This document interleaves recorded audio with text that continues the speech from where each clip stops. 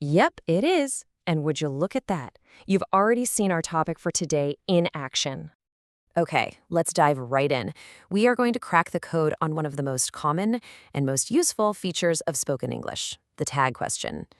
They might seem tiny, but trust me, they pack a huge conversational punch. So here's our game plan. We'll start with the absolute basics. Then we'll get into the main rule, explore all the fascinating exceptions, listen to how your voice can change everything, and finally, show you how to wield these things like a conversational superpower. First things first, let's tackle the big question. What exactly is a tag question? Simply put, a tag question is that little mini question we tag on to the end of a statement. It's a huge difference between just saying, "You're a teacher," and saying, "You're a teacher, aren't you?" See? One is just a fact. The other, that's an invitation to connect. So why do we even bother? Well, they're like a social Swiss Army knife. We use them to double-check information, to see if someone's on the same page as us, or sometimes just to keep the conversation from dying.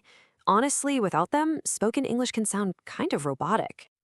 All right, on to the main event. There is one core rule you absolutely have to know, and the best part is, it's beautifully simple. I want you to think of it like a seesaw. It's all about balance. If your main statement is positive, the tag at the end has to be negative. So, "You are coming," which is positive, flips down to the negative tag, "aren't you?" And of course, the reverse is true. A negative statement, like "they aren't here," gets a positive tag, "are they?" It's that perfect little flip-flop. Okay, but what happens with a verb that isn't as simple as are? So for a positive statement like "he likes music," we need a little helper. We bring in the auxiliary verb do to make that negative tag "doesn't he?" And guess what? This same logic works perfectly in the past tense. If your statement is negative, "she didn't call," the seesaw just flips right back up, and we use a positive tag in the exact same tense. Did she? Pretty straightforward, right? Okay, so you've got the main rule down. You're feeling good. But now for the really fun part. Let's get into the exceptions, because this is where the English language really shows its quirky, interesting personality. And boy, does it ever. Just when you think you've got it all figured out, the language throws you a few curveballs. But don't worry, they're consistent curveballs. This one is probably the most famous exception of all. Logically, if you say, "I am late," you'd think the tag should be "amt I," right? But that just sounds weird, and it's not standard English. Instead, for "I am," we always use "aren't I." It's just one of those special cases you gotta lock into your brain. Tag questions are also fantastic for softening commands and suggestions. I mean, instead of just barking, "close the door," adding "will you" turns it into a much more polite request. And for any suggestion that starts with "let's," the classic go-to tag is always "shall we?" All right, now this is where things get a little sneaky. Some words are secretly negative. Take nobody, for example. It really just means not anybody. And since the statement is negative in its meaning, it needs a positive tag. Did they? And you guessed it, the flip side is true for words like everyone. That's a positive statement, so it gets a negative tag, don't they? Oh, and a quick side note, notice how we use they here? It's super common now to use it as a singular gender-neutral pronoun.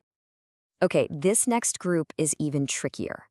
Think of these adverbs as negative agents in disguise.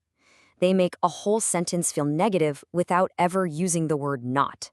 So if you say someone hardly ever talks, you really mean they're quiet. They speak almost not at all. Let's take this sentence. "She never smiles."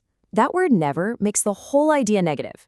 Because of that, our seesaw has to flip up to a positive tag. Does she? You definitely wouldn't say "doesn't she," because that would be a double negative and a grammatical mess. So, we've covered the grammar, right? We've got the rules. But here's the thing.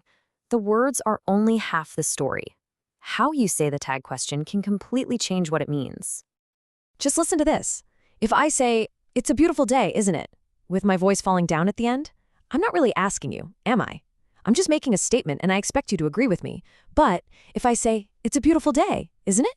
with my voice rising up, now it's a real question. I'm genuinely checking with you. Same words, totally different meanings. It's all in the music of your voice. So let's put it all together. How can you take all this knowledge and use it to become a tag question master in your own conversations? Think of these as 4 different tools in your communication toolkit. You can use a tag for simple confirmation. You can use one to seek agreement, to get someone on your side. You can use it for politeness, to soften a request. Or, and this one is a bit spicy, you can even use it to challenge someone's opinion. For that last one, your tone of voice is absolutely everything. And there you have it.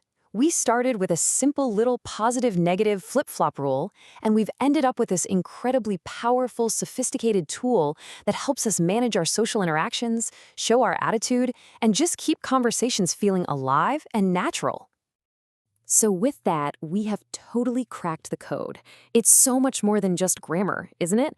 It's really the art of conversation. You understand now, don't you?